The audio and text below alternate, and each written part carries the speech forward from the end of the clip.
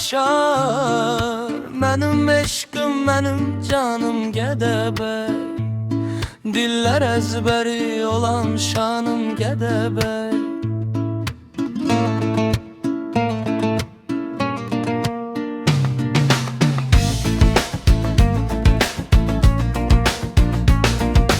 Qoşqar baxar uzaqlardan heyranla, Koroğlu tək qalaların dövranla. Hər qarışın müqəddəsdir imanla, cənnət görmək istəyən gəlsin bura.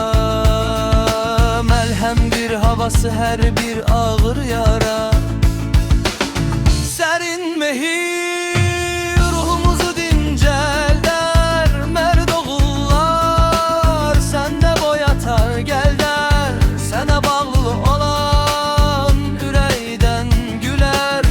Vətən torpağının incisidir o, könlümündən şirin nəğməsidir o.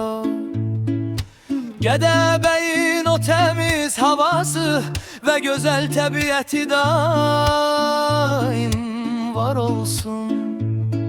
Şin Azərbaycan var olsun, şin olsun, şin.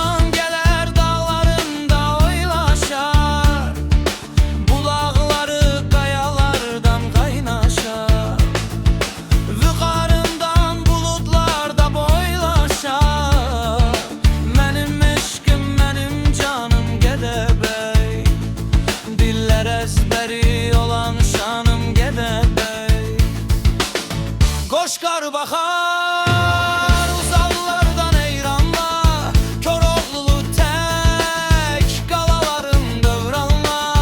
Hər qarışın müqəddəsdir imanla, cənnət görmək istəyən gəlsin bura. Məlhəmdir havası hər bir ağır yara, sərin mehir ruhumuzu dincəldər. Mərd oğullar səndə boyatar gəldər, sənə bağlı olan ürəkdən gülər. Vətən torpağının incisidir o, könlümündən şirin nəğməsidir o. Gədəbəyin o təmiz havası və gözəl təbiəti daim var olsun.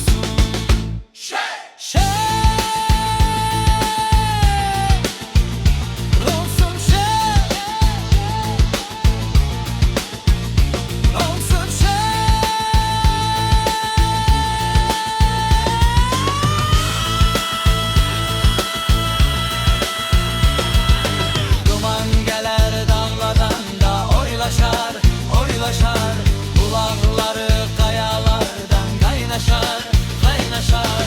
Duman gələr qalladan da oylaşar, oylaşar. Bulaqları qayalardan qaynaşar, qaynaşar. Mənim eşqim, mənim canım Gədəbəy.